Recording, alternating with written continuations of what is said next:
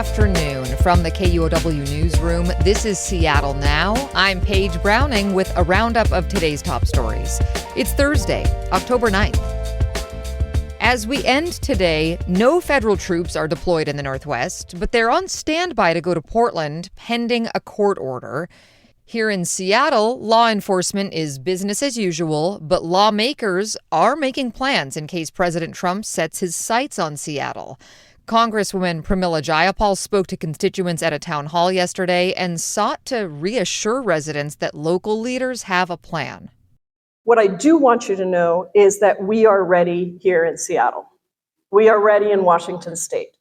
I have been coordinating very closely with the mayor, with the attorney general, with the governor. We are all ready.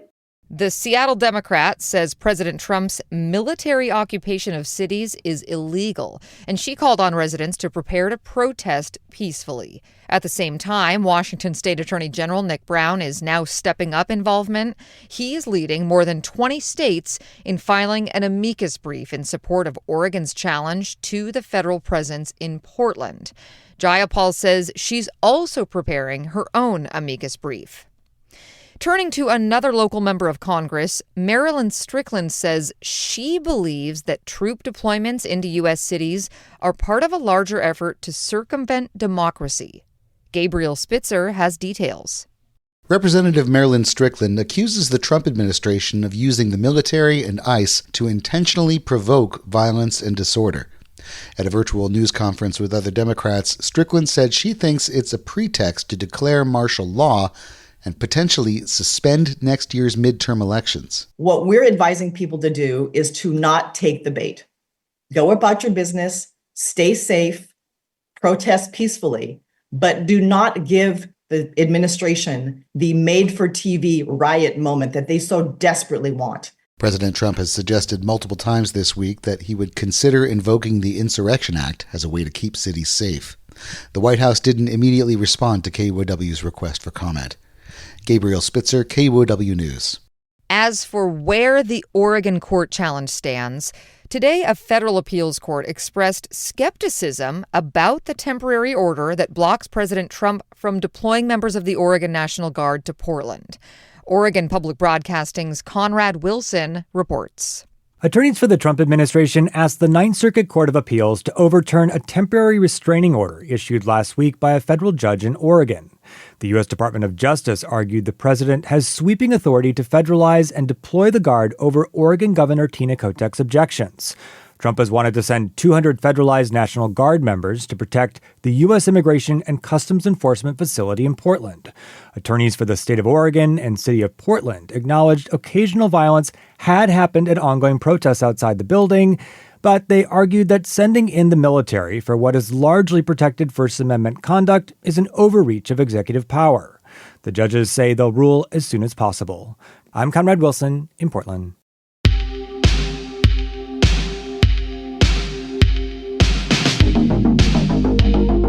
In culture news today, a gut punch to the film scene. The Seattle International Film Festival announced today it's moving out of the historic Egyptian Theater, which is owned by Seattle Central College.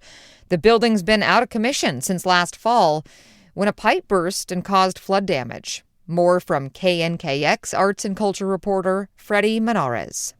In a news release, SIFF says its decision to close the theater reflects current realities of arts funding and the resources needed to manage the venue. The nonprofit says it's prioritizing financial and operational sustainability so that it can continue programming at its 3 other venues.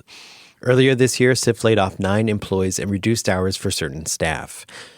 SIFF had been leasing the space since 2014. It's unclear now what the plans are for the building. Seattle Central College says in a statement that its focus remains on how facilities, including this space, can best support students and the college's mission. In Seattle, I'm Freddie Menares.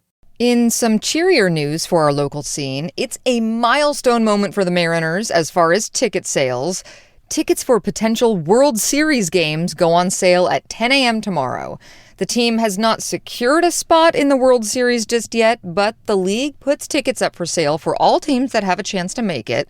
The Mariners need to beat Detroit tomorrow in a home game at 5:08 p.m. in order to advance in the postseason. Tickets were set to go on sale today, but the M said they had a technical issue. In courts and justice news, the county has set a timer on itself. Prosecutors in King County now have a 30-day deadline to decide whether to charge someone after police send over a case. King County Prosecutor Lisa Mannion says the goal is to move cases along faster and give victims and suspects some more clarity. During the pandemic, decisions often took around 100 days. And staying on the law beat, Seattle's Garfield High School will not get an armed police officer this year after all. The Seattle School Board voted 5-2 against a proposal to revive the School Engagement Officer program. More than a dozen students, parents, and staff spoke out against the Garfield proposal at yesterday's board meeting. Guns do not belong at school, plain and simple. That was McKenna Gadient, a special education teacher who took issue with the cop being armed. The board's vote comes more than a year after a Garfield student was shot and killed in the school's parking lot. The deadly shooting and other violence near Garfield and other schools prompted calls for safety improvements. Board President Gina Topp says they have no immediate plans to revisit the issue.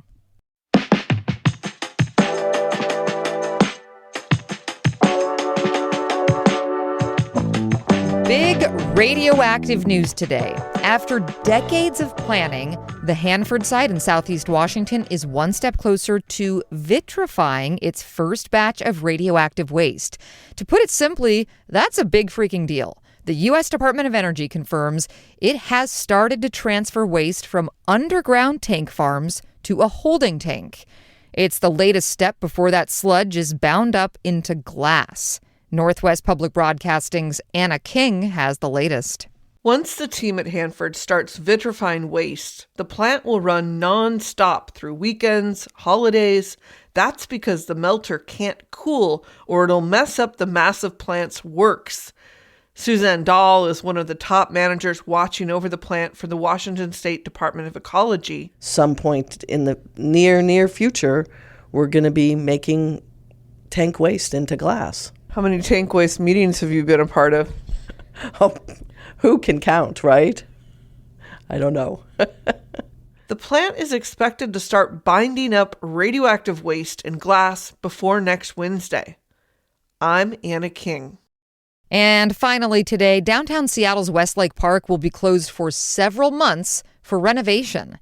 The Seattle Parks Foundation and city officials say the renovation will reimagine the space because the current design no longer meets the needs of the community. Businesses next to it will stay open and want people to keep visiting. This popular park could reopen next May.